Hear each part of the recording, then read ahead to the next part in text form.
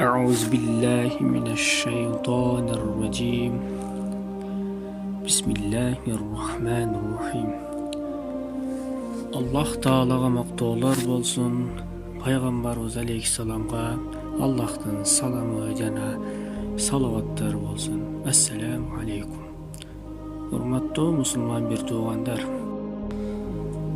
акыйка тууралуу бир аз кеп кылсак. Пайгамбарыбыз саллаллаху алейхи вассаламдын хадистери бар. Имам Ахмадтан келет. Пайгамбарыбыз алейхиссалам айтты: ар бир перзент акыйка менен төрөлөт.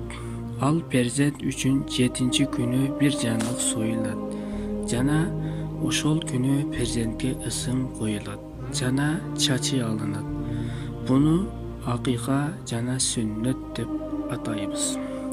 Бирок буну көпчүлүгү кылышпайт же билишпейт. Акыйка деген эмне?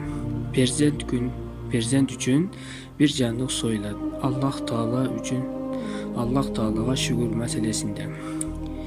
Бир бөлүгүн жеп, калган бөлүгүнү колунда жок адамдарга таркатышыбыз керек. Перзент төрөлдү деп той, кафелерге барып, башка нерселерди кылган бул болбойт, бидиат болот. Альхамдулиллах, азыр андай нерселер жоголду. Көпчүлүгүбүз андай нерселерди кылбай калдык.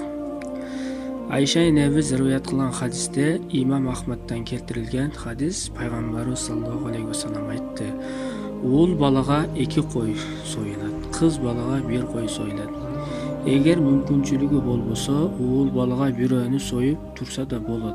Калганын кийин колунда бар болгон маалда сойсо болот.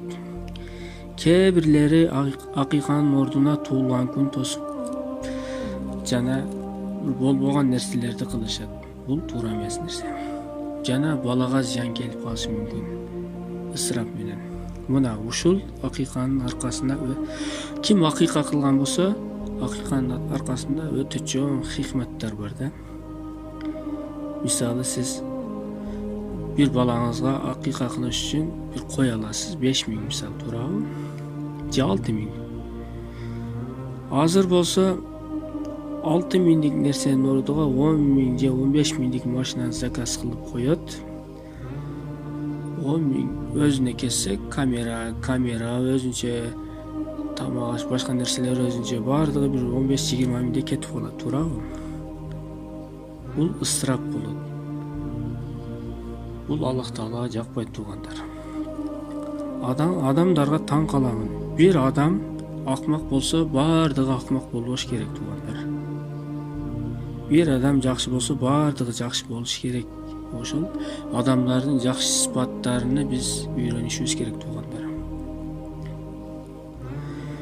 Аллах үчүн жандык союшубуз керек, туугандар. Пайгамбарыбыз алейхиссалам айтат: акыйка 7-чи күнү союлат. Мүмкүнчүлүгү болбосо 14-чү күнү союлат.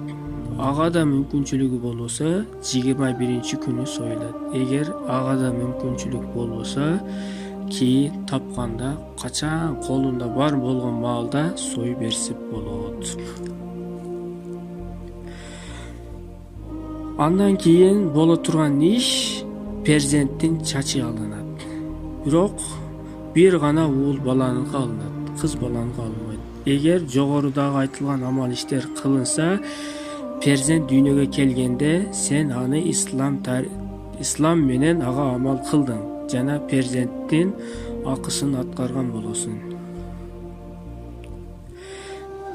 Дагы бир нерсе бар. Перзент төрөлүшү менен оң кулагына азан айтылат, сол кулагына камат айтылат. Туугандар, бул сөзсүз түрдө болуш керек.